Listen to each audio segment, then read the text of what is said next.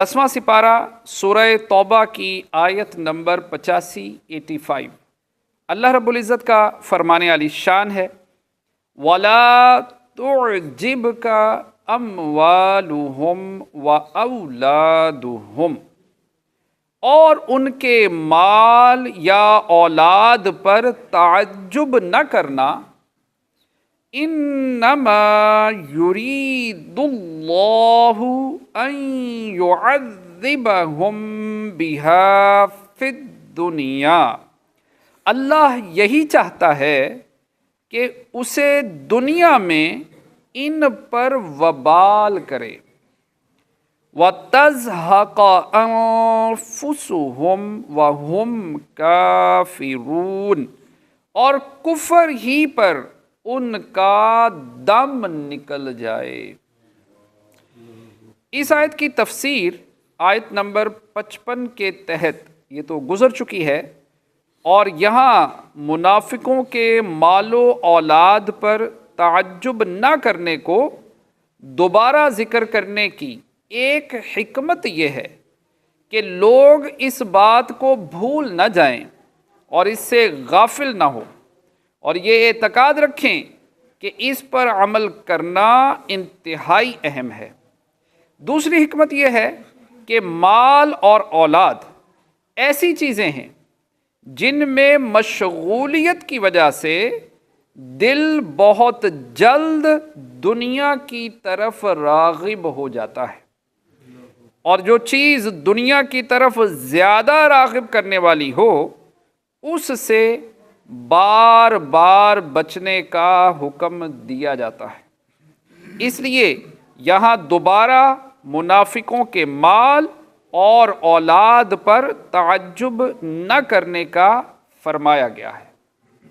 तो प्यारे इस्लामी भाइयों, ये बात तो बिल्कुल हमें पता है कि इंसान माल से मोहब्बत करता है और अपनी औलाद से मोहब्बत करता है, या दुनिया की कोई भी चीज़ जिससे इंसान मोहब्बत करता है, और उन चीज़ों से मोहब्बत करने की वजह से वो नमाज को छोड़ता है, वो दीगर जो अहकामात है उनको छोड़ता है। तो इसका मतलब ये हुआ कि ये जो चीज़ें हैं ये इसको जो है वो अल्लाह पाक से गाफिल करने वाली। समझदार इंसान ये है कि जिस तरह हमारे प्यारे आका सल्लल्लाहु ताला अलैहि वसल्लम ने अपनी ज़िंदगी मुबारक हमारे सामने उनका उसवा हसना मौजूद है, तो उसके मुताबिक जो कोई चले वो कामयाब है। देखें, आपकी भी औलाद थी, लेकिन इसके बावजूद आपने कितना बड़ा काम किया। ठीक है जी। तो इंसान समझदार वो है कि जो इन चीज़ों को अपनी जगह पे रखे, इनकी वजह से गाफिल ना होने पाए। जाहिर है औलाद को छोड़ तो बंदा नहीं सकता, हम तो जाहिर है कि वो लोग नहीं हैं कि जो अल्लाह वाले थे, जो बड़ी बड़ी कुर्बानियाँ देने वाले थे।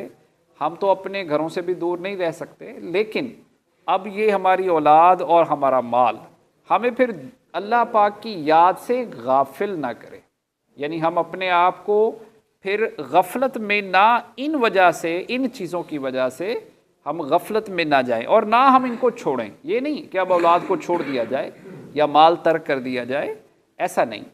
माल को रखा जाए और अल्लाह की रज़ा के कामों में ख़र्च किया जाए, अपने घर वालों पर ख़र्च किया जाए, उनकी ज़रूरतों पर ख़र्च किया जाए अल्लाह की रज़ा के लिए, और इसी तरह औलाद को नेक तरबियत दी जाए।